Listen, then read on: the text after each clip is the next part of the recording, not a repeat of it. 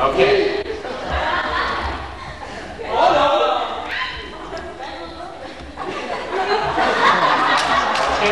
Are you all set, folks? You all set for this number? Want to give it a shot?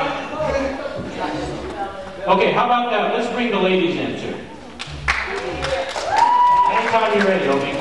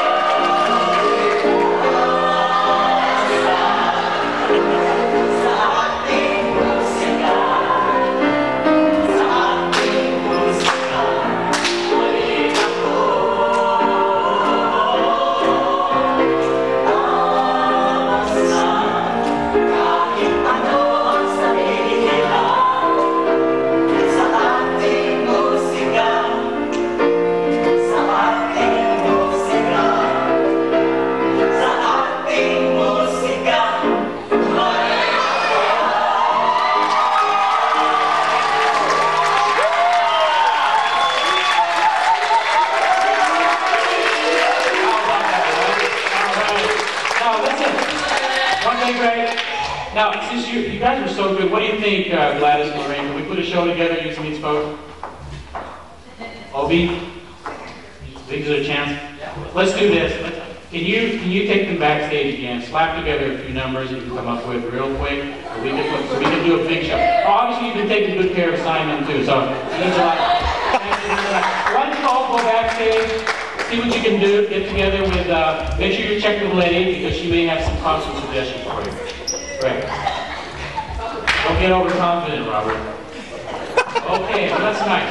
Now, let me talk to you a little bit about some of the material we use in our shows, because that's the question a lot of people ask, especially since we use a lot of material that is in the Philippine language. Because we are a training program, we also try to pick material that would be useful for people in learning about their culture and also learning about some of the techniques of performing and the theater arts. So it's not a very easy thing to look around for good material for our shows because we take all these into consideration. The other thing we look at also is because we are a community service organization, we want to make sure that we put in a show that is useful, okay? Something that will uplift our community, enlighten our community, make them think about important things, make them feel proud about their culture and their heritage, make them think about some of the issues and concerns that we have as a community, as Filipino. Also, we want to make sure that we promote the work of Filipino-American artists, so we really have to work hard looking for artists who have material that are stage-worthy. When we say stage-worthy, we're thinking of things that can give us something visual to work with, something that allows us to make certain interpretations, something that will look good on stage or sound good on stage. Another thing we have to consider is, do we have the people who can do these kinds of numbers? For instance, if it's a say, brassy Broadway type number that needs a lot of horns, do we have the musicians to do it? If we do, then maybe we can make a go at it. Or can the arrangement be adapted so that we can just use an electronic keyboard? Okay. If we can do those things, then maybe it's a good song. If it has a good theme to it, why not? If let's say the song requires a strong bass voice, we ask ourselves, well, is there someone out there in our cast who can do this kind of number? Or can we reasonably expect someone to show up at the auditions with this kind of ability? Or is it a kind of a number, say a literary piece? Let's say we pick a poem, okay? And this poem involves characters that have to meet certain physical criteria. Let's say we have to have someone who's big. Let's say we have to have someone who can pass for an 80-year-old with a disability. Let's say we want a child who is, 3.5 foot high and has a very, very high voice. All those things we take into consideration when we assemble the pieces for a show. Once we've agreed on the things that we want to do in the show, usually we try to group them into segments so that they make sense to our audience. So we might have a segment in our show that is all love songs, songs about love and courtship. We might have a segment, since we do our show every December, we do have a segment that represents the tradition of Christmas in the Philippines. We also might have a segment that deals with patriotism and love of country and love of our culture and heritage. So we don't just pull numbers here and there because they sound good or because people like it, but because we think they will give you a good and meaningful show. And that's how we arrive at SACRAMENTO. That's what makes us very, very unique from other companies. Let's see, Obi? Let's check on them and see if they're ready. What do you think? We have a reasonable chance of doing a show tonight? Oh, they're ready? Okay. All right, since we just happen to be able to develop this show in the past 5 minutes, we're so efficient we actually have programs for this. So can we ask the ushers to come up here and help us pass these programs? Because these will tell you what numbers you're going to be seeing on this stage. I guarantee you don't have these.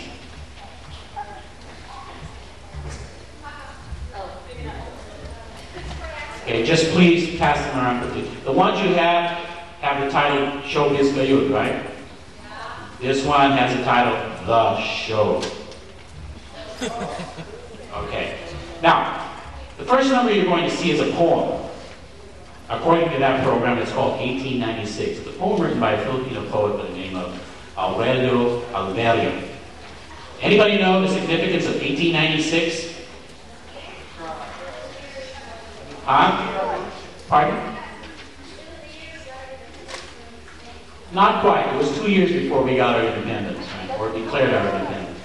1896 was when the Katipunan was exposed. Someone betrayed the Katipunan, and they were forced to go above ground. Up to this time, they'd been underground, and now they were forced to declare a revolution. So imagine yourself in a village where the Katipuneros have gathered, and they decided, finally, okay, the die is cast, we have no choice now. We have to fight the Spaniards.